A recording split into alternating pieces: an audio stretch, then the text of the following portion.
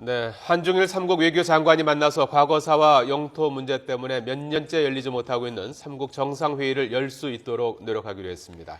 하지만 여전히 세 나라가 각각 미묘한 입장 차이를 나타내고 있어서 정상회의가 성사되기까지는 아직 난관이 많아 보입니다. 네, 이 자리에 이원도 국민대 교수, 봉영식 아산정책연구원 박사 두 분 모셨습니다. 어서 오십시오. 어서 오세요. 자, 어제 세 나라 외교장관이 회담을 했는데 3년 만이라고 하는데요. 우선 어떻게 평가하십니까? 어제 그 회담 결과를 한마디로 평가한다면 어제 한중일 그 외교장관 회담은 3년 만에 사실 개최된 거고요. 예. 또 공동 발표문이 발표된 것은 5년 만이라고 되어 있습니다.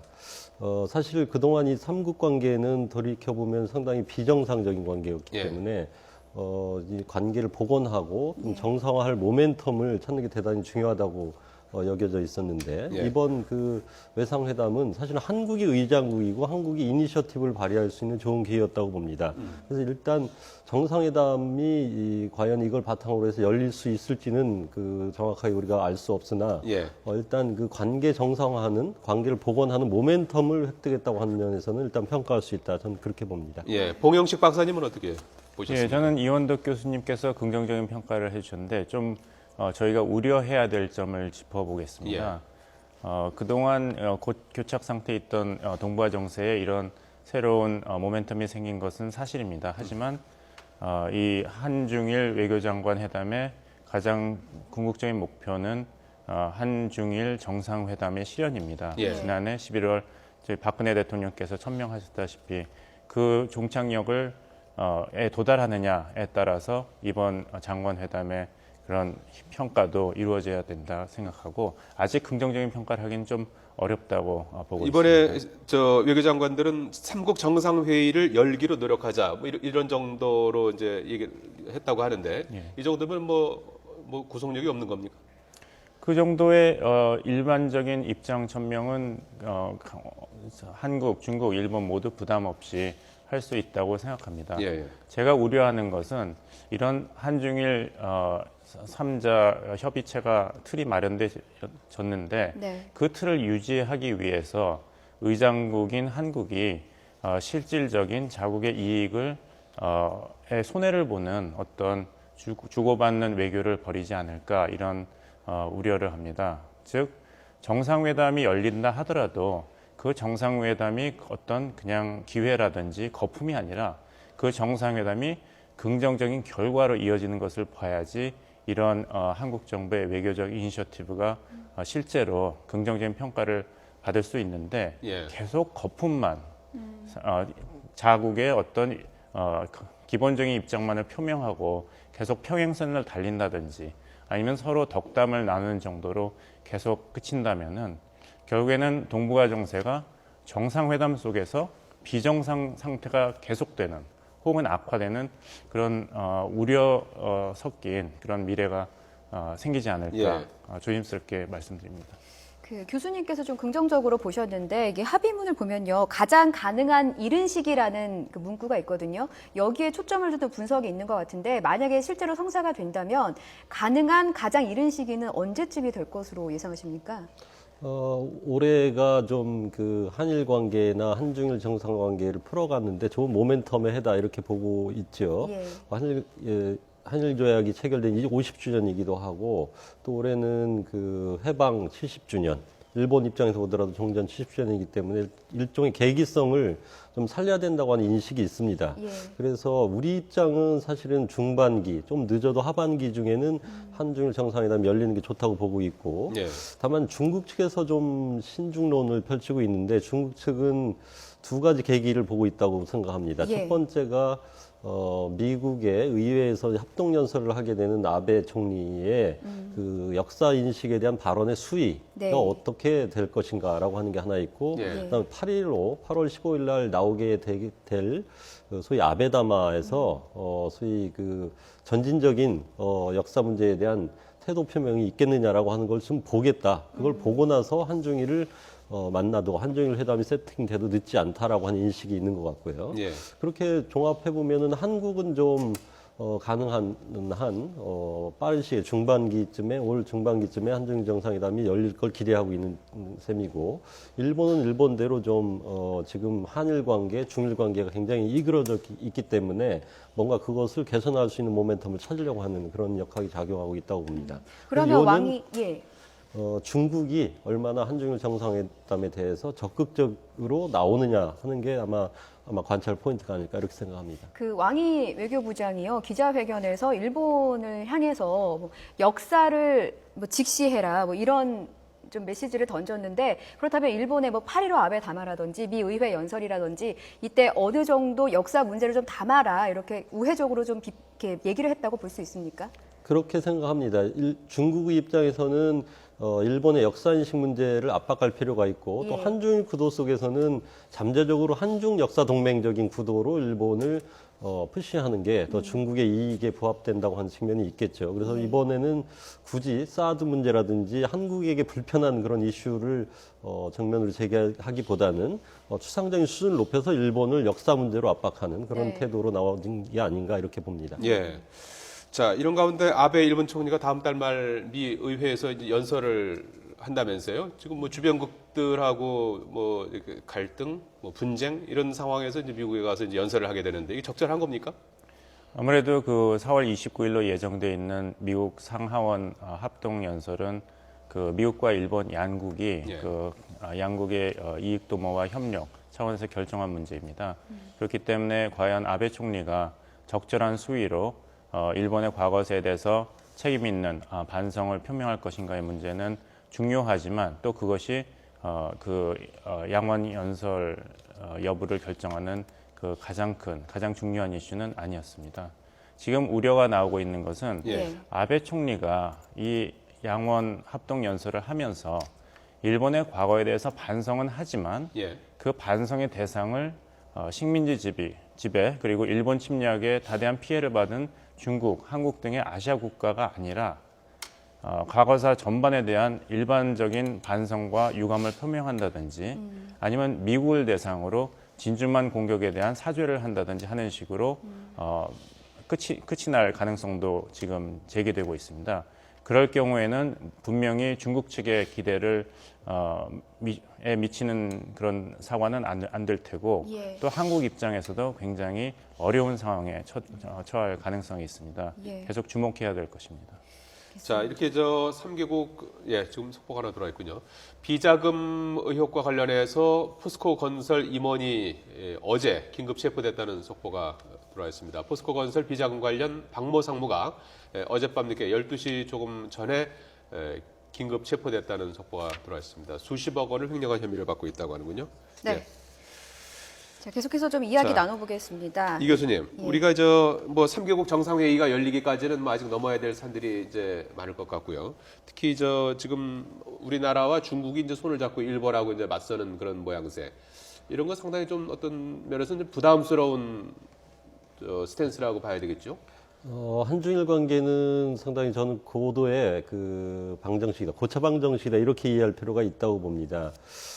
이제 역사인식 문제 같은 경우는 한중이 거의 같은 입장에 서고 일본이 몰리는 그런 상황이지만 또 안보 문제를 생각하면은 반드시 그런 구도는 아니거든요. 예. 한미일 또 안보 협력의 기본 구도가 있고 한미동맹 속에서 일본의 위치가 있는 것이기 때문에 네. 안보 문제나 역사인식 문제 그리고 경제 문제 또 문화 교류 문제 이렇게 각 이슈마다 갖는 방정식의 성격이 다르기 때문에 상당히 고도의 계산이 필요하다 이런 관점에서 보고 있고요. 지금 예. 말씀하신 역사 문제로 한중이 하나의 그 협력을 통해서 일본을 압박하는 것은 부분적으로 우리에게 국익이 될 수 있는 요소도 있지만 또 그것이 상당히 불리하게 작용할 수 있는 측면도 있습니다. 그래서 예. 그런 부분에 대해서 상당히 복합적이고 그 복잡한 방정식을 우리가 고려해야 된다. 저는 이렇게 생각합니다. 예. 네, 삼국 외교회담이 열리기 전에요. 한중, 한일 양자 외교회담도 열렸는데 먼저 한중 외교회담입니다. 왕이 중국 외교부장이 사드에 대해서는 언급을 하지 않았어요. 사실 사드가 굉장히 중요한 이슈로 부각이 되고 있는데 언급을 따로 하지 않은 특별한 이유라도 있을까요? 아무래도 그것은 미 국무부의 이제 러셀 차관보가 아직 확정이 되지 않은 이슈에 대해서 제3국이 언급하는 것을 이해하기가 힘들다 이런 코멘트를 했습니다. 거기에 대해서 중국이 이제까지 여러 경로를 통해서 사드의 한반도 배치에 대해서 중국 정부의 입장을 표명했기 때문에 이번엔 한 박자를 조용히 지나가고 한국에 대해서 조용하면서도 효과적인 어떤 압박을 가한 것이 아닌가 이렇게 생각합니다. 네. 반면에 지금 AIIB 문제, 이 아시아 인프라 투자은행, 중국이 주도하고 있는 이제 국제금융기구인데 왕이 부장이 한국이 진일보한 연구를 하고 있지 않느냐라고 말했는데 사실상 뭐 우리나라 가입을 기정사실화하는 것 같아요. 우리의 정부의 입장도 어느 정도는 가닥이 잡힌 것으로 보고 있습니다. 애초에는 상당히 미국이 주도하는 그 금융 질서에 반하는 또는 그거를 대항하려고 하는 중국 주도의 금융 질서 형성이 아니냐 하는 그런 각도에서 보고 있었기 때문에 한국의 그 문제에 대한 포지셔닝이 대단히 어려웠습니다만은 최근 그 서유럽 국가들이 대거 그 AIIB 참여로 돌아섰고 네. 호주도 그렇고 지금 관계국들이 거의 참여하는 분위기가 형성되었기 때문에 그리고 미국도 명시적으로 한국의 참여를 반대하는 입장에 서기는 어려운 그런 국면이 전개되면서 비교적 한국은 참여 쪽으로 이렇게 가닥을 잡은 것으로 알려져 있고 중국도 그에 대해서 평가를 하고 있다고 봅니다. 네, 결국 그렇게 보면은 사드는 이제 미국의 요구를 이제 들어주는 방향으로 가고 AIIB는 이제 중국의 요구를 받아들여주는 그런 방향으로 가는 것 같은데.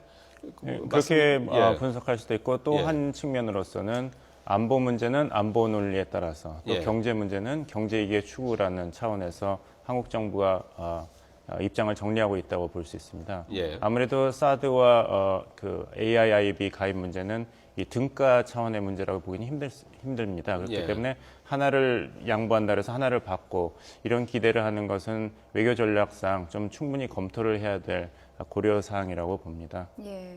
한일 외교장관 회담도 좀 짚어보겠습니다. 위안부 문제를 협의하도록 독려한다 이런 합의를 이끌어내기는 했는데 어떻게 보십니까? 또 당위정이라는 의견도 있는데요.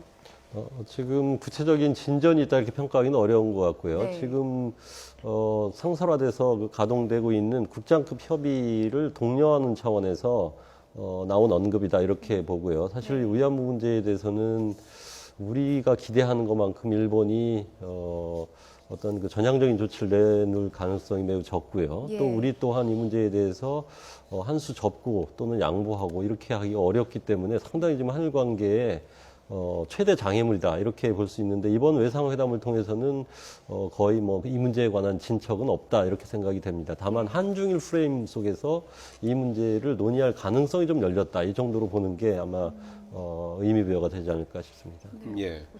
자, 이번 주에 미국 그 합참 의장이 이제 방한을 해서 아무래도 이제 사드 문제가 논의되지 않을까 하는 그런 전망이 나오고 있는데 말이죠.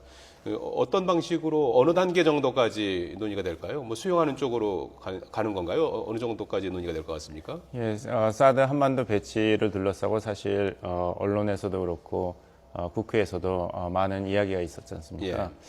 거기에 그것을 고려한다 하더라도 아직 사드 배치 문제는 이 단기간에 결정될 문제가 아닙니다. 예. 미국 입장에서도 사드 배치에 대한 예산 획득이 완전히 결정된 것은 아니고 예. 또 예산이 확보된다 하더라도 실제로 단연간에 걸쳐서 몇 기씩 단계적으로 배치하는 것이 계획입니다. 예. 그렇기 때문에 좀 아직은 너무 섭불리 그 기정사실을 할 것이 아니라 예. 한국이 어떤 전략적인 입지를 취할 것인가. 그래서 한미 안보 공조에 가장 도움이 되는 쪽으로 그 정책을 결정할 것인가를 생각할 시간이 아직 남아 있다고 봅니다. 예. 어떻게 하는 게 가장 효율적이라고 보세요? 이럴 때일수록 가장 기본적인 입장을 취하는 것이 한국 정부로서는 중요하다고 생각합니다. 예. 사드 배치에 대해서 가장 중요한 것은 중국의 반응도 아니고 미국의 아시아 회귀 전략도 아니고 한국의 주권과 안보입니다. 그렇기 때문에 이 사드 배치가 어느 나라를 만족시키고 어느 나라와 관계가 어려워지느냐는 2차적인 고려사항이고 네. 과연 주어진 안보 정세 속에서 한반도 안보 환경에서 한국 안보에 가장 도움이 되는 수순이 무엇인가를 먼저 정하고 그 다음으로 주변국과의 협의를 추진하는 것이 맞는 순서라고 생각합니다. 주권과 안보를 고려해야 된다고 했는데 이원덕 교수님은 어떻게 해야 된다고 보십니까? 사드 문제를? 아주 정확한 말씀을 해주셨다고 봅니다. 예. 지금 논의의 양상이 보면은 한국이 마치 중국과 미국의 사이에 껴서 예. 갈팡질팡하는 것처럼 보이지만 네. 좀 역설적으로 생각하면 한국의 어떤 전략과 국익과 종합 조율된 입장이 있다고 하면은 전혀 그 고민할 필요가 없다고 봅니다. 예. 사실은 우리 입장 정립이 제대로 돼 있은 다음에 방금 말씀하셨지만 중국이 이 문제를 어떻게 바라보고 있고 또 미국이 어떻게 우려하고 있는지 이렇게 문제가 설정돼야 된다고 보면은 결국은 우리의 문제는 특히 사드 문제는 북한의 핵 미사일 위협에 얼마나 효과적으로 우리가 대응할 수 있냐의 문제이기 때문에 네. 기본적으로 그 주인 의식에 서서 이 문제에 대한 어떤 그 전략을 정립하고 그 위에 대미 관계, 대중 관계에 대한 그 포석을 고려해야 된다. 이런 순서로 고려해야 된다고 보고요. 예. 기본적으로 우리가 강대국 사이에 그 둘러싸여 있기 때문에 역설적으로 보면은 한국이 가지고 있는 또 포지셔닝 파워라고 하는 게 있습니다. 예. 바로 이제 한중일 관계 같은 게 그런 관계라고 보는데 한국이 중심을 잡고 그 주변의 대국들을 리드할 수 있고 이니셔티브를 취할 수 있는 그런 그 외교적인 스턴스를 정립하는 것이 대단히 중요한 시기다 이렇게 생각합니다. 샌드위치가 아니라 지금 그 포지셔닝 파워 우리가 좀 더 오히려 좀 주변국한테 영향력을 미칠 수도 있다. 이제 위기를 기회로 삼을 수도 있다. 이런 지적인 것 같은데요. 네, 그렇습니다. 말씀하신 대로 이제 한중일 장관 회의가 한국 예. 주도로 몇 년 만에 열렸고 그것이 계속 긍정적으로 발전한다면 한중일 정상회담까지 이어지지 않습니까? 예. 그 틀이 마련됐는데 오히려 한국이 중요 사안에 대해서 자체적으로 기본 입장 정리가 안 돼 있다면은 오히려 중국과 일본 사이에서 흔들리고 국익을 다시 생각해 봐야 되는 어려운 상황에 놓여질 수도 있습니다. 그렇기 때문에 이왕 한국의 주도로 이루어진 이 틀을 어떻게 하면 한국에 가장 도움이 되는 쪽으로 장기적으로 이끌어 나갈 것인가에 대한 입장 정리도 이번 한중일 장관회담 끝난 후에 한번 정리해 볼 필요가 있다고 봅니다. 네. 자, 한중일 외교장관 회담 합의된 내용을 한 가지 더 짚어보면 북한 핵무기 개발에 대해서 확고히 반대한다는 입장이 있었고 육자회담 재개를 위해서 노력한다 이런 내용이 있었거든요. 새로운 내용은 아닙니다. 중국이 의장국인 만큼 어떤 식으로든 북한에 대해서 압박을 하든 설득을 하든 어느 역할을 해야 된다고 좀 지적이 나오고 있는데 교수님 어떻게 보십니까? 저는 그 부분에 관해서 높이 평가하고 싶습니다. 그동안 중국이 북한 핵 개발 문제에 대해서 명백히 반대한다는 입장을 이런 프레임 속에서 발표한 적은 없었거든요. 그래서 조금 구체적인 그런 내용을 담아서 북한의 핵 개발이나 미사일 개발 문제에 대해서 일단 한중일이 그것을 저지하겠다라고 하는 내용을 담은 것은 상당히 의미 있는 것으로 보고 예. 육자회담도 상당히 지금 오랫동안 정체 상황을 겪고 있습니다만은 육자 프레임워크도 나쁘지 않습니다 우리에게. 그래서 육자회담은 육자회담대로 돌려서 예. 이 북한 핵 문제에 대응하는 그런 모멘텀을 살려나가는 것 또한 괜찮다고 보고요. 그런 의미에서 이번 삼국 그 외상회담의 내용 합의된 내용을 보면 상당히 우리가 원했던 그런 내용들이 많이 담겨져 있어서 저는 상당히 적극적으로 평가하고 싶다 네. 이렇게 생각합니다. 예. 박사님께서는 어떻게 보십니까? 예, 저도 시작으로서는 긍정적인 평가를 내리고 하지만 결과에서는 긍정적인 결과로 이어져야 되지 않습니까? 그 예. 긍정적인 결과는 결국에는 북한 비핵화 문제에 대해서 얼마나 가시적으로 성과가 있었는가 그것을 놓고 평가를 해야 정확할 것 같습니다. 네. 네. 자, 한중일 3국 외교장관이 3년 만에 만나서 3국 정상회의를 열 수 있도록 노력하기로 한 것과 관련해서 전문가들의 의견을 들어봤습니다. 이원덕 국민대 교수, 봉영식 아산정책연구원 박사였습니다. 두 분 고맙습니다. 네, 감사합니다.